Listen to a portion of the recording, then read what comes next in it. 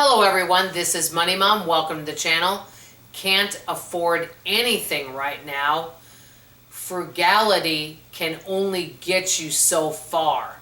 Let's get started and talk about it. We all know frugality is wonderful, but with the prices and many of these things I'm going to chat with today, it may not be enough. So what is the answer? That's what we're going to talk about. First of all, I'm going to get into some things that I've noticed. The average used car right now costs around $25,000, which is quite a bit. It used to be that you could get a new car for between $15,000 to $20,000. Now you can get a car cheaper than that, but you know, cars have gotten to be so expensive. And car insurance. Our car insurance has more than doubled in the last 5 years. Our homeowners insurance keeps going up.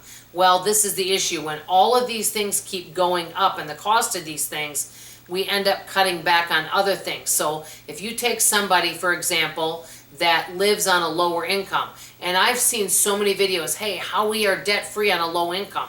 I think that's fabulous that these folks are probably tracking their spending, they're living on a budget, and they're sticking to the budget. That's wonderful. I don't know if anymore with today's economy, if that's going to be enough, especially when you've got all sorts of emergencies and the money, even if you want to go bare bones, you still want to have car insurance and homeowners insurance and things like that. If your prices keep going up on all of these items, you may not have enough to set aside for an emergency savings. And if you don't have enough money in emergency savings, what happens? Then you go into debt, and it ends up being a vicious cycle.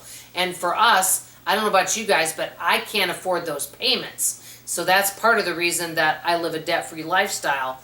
So that's why it's important that each month I try my very best to make sure I keep putting money in the emergency savings. So because of all these costs and things like that, I think a lot of people are struggling. And what really bothers me is that if you have your homeowner's insurance going up and your car insurance, and you need to purchase things such as a vehicle, not just these, or you need to rent an apartment, or you know, you are wanting to purchase a home, with all these costs being higher, you're not going to have as much money, not just to put in savings, but if you have other things come up. I know a lot of people over the last several years that they've needed to go to get their eyes, examined. They've also needed dental work, maybe other even medical work that wasn't covered by insurance, and they didn't do it because they didn't have the money for it. Like I know somebody right now that needs new glasses, but because their homeowners and car insurance went up, the money is going towards that instead. So you can see that it can be a vicious cycle with all of this. And I will be giving you guys some ideas of some suggestions and ideas that I do have, so I'm not going to be all doom and gloom here. But it does feel a little bit demoralizing to me, just to be totally honest. I know of a few families this summer, as a matter of fact, that live in Texas, okay? Because I talk to people all over. And their central heating and air went out. They were quoted, it depends on the family, one was quoted $16,000, one was quoted $19,000, somebody else was quoted $21,000. This included the heating and the air and the ductwork, okay? That is a lot of money. Most people I know don't have $20,000 in a savings where you could pay cash. They couldn't afford the payments because the payments were going to be $500 to $600 a month. One of these people had a car payment. The other one is like, I just can't afford that. The last time we bought this was 14 years ago. It was a lot less money. We just can't do it. And so what both of these families did is they went out and they had other family members help install them, and they bought window units, which included heating and air, and they installed them in all of the rooms of the house. Is this the same thing as central heating and air? No, but it was less than $2,000. They paid cash for it. It's what they had. They don't owe payments, and that's what they're doing. So many people are looking for other ways of doing things rather than, sticking with, say, central heating and air. I know people right now that have given up their vehicles because they said it's just too costly. They're sharing a vehicle with a family or friend, or they're working from home, they're ordering things online. They're doing things like that because it's just not, it was costing them too much money. And so I know people that have given up their vehicle. I know actually about 5 families right now that are living together and sharing expenses. I know some that are sharing, like I said, cars. Many people are sharing their resources so that they can save some money because it's so costly for folks. It used to be that you could live off $3,000 or $4,000 a month and live comfortably. I miss the 90s, but that is no longer the case. In order for someone to thrive, not survive, thrive in 2024, you really need to be making a decent amount of money if you own a car and you own a home and you want money to invest and you want money to save for emergencies and to be able to live a debt-free lifestyle. Because if you have stuff going on with your home and your car and your health and you've got all that stuff happening at the same time, you may not have money for these types of things. And so with the rents going up and homes, and you know what really bugs me? I've seen homes in my neighborhood. I live in what I call a working class neighborhood. Some of the homes that look like mine, they're trying to sell for $300,000.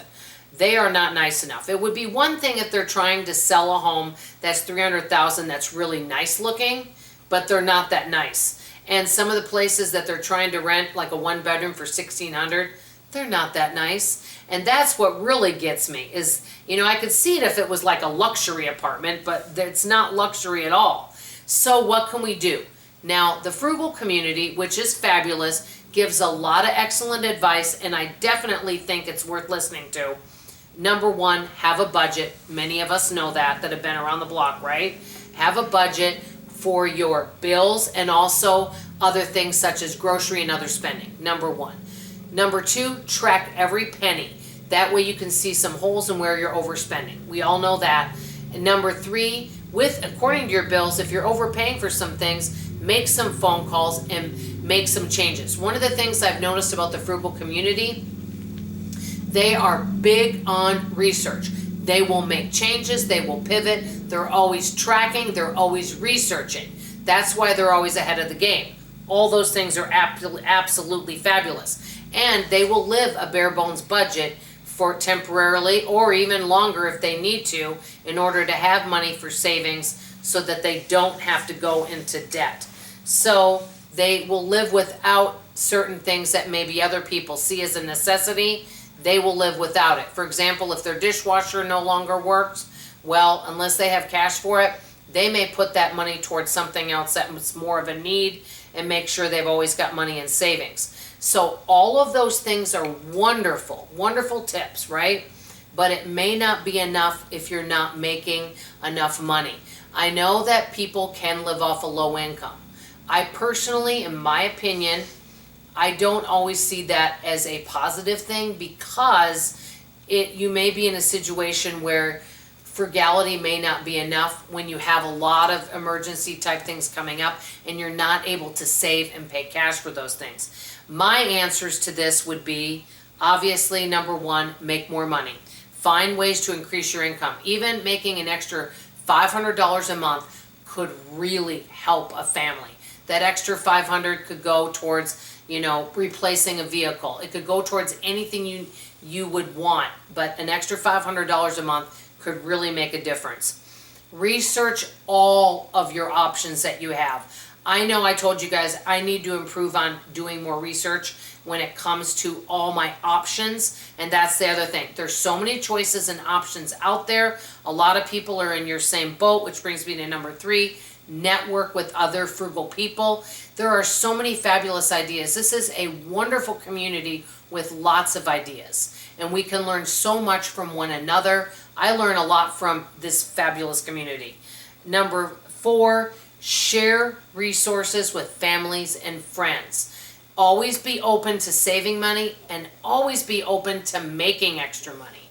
That's where I think that's going to help. I am really concerned about the younger generation because many of them are working service type jobs. A lot of them are fabulous, intelligent, wonderful young folks, but they're just not making enough money for the month to be able to thrive and to be able to have money for emergencies. If you really want to make it in today's economy, You need a job that is going to make you a higher income. So that's something that I wish I would have known earlier, because if I did, I probably wouldn't be doing some of the things I'm doing now. I might be doing something different that makes more money, because money does give us more choices. I'm not saying for being wealthy, I'm talking for all of the things that are considered needs. Money can really help out a lot, and it doesn't have to be a lot of extra money, even just a little bit. But I know with this wonderful community, we can all put our heads together and come up with ideas and ways to save money, ways to make money that can really make a difference. I know it can be frustrating with all the higher costs, but I know together we can all make a difference. Let me know what you guys think of this topic. I'd love to hear from you in the comments below. I always love your feedback, and thank you again to each and every one of you. I love you, I appreciate you, and I sure hope to see you on tomorrow morning's video. Bye-bye now.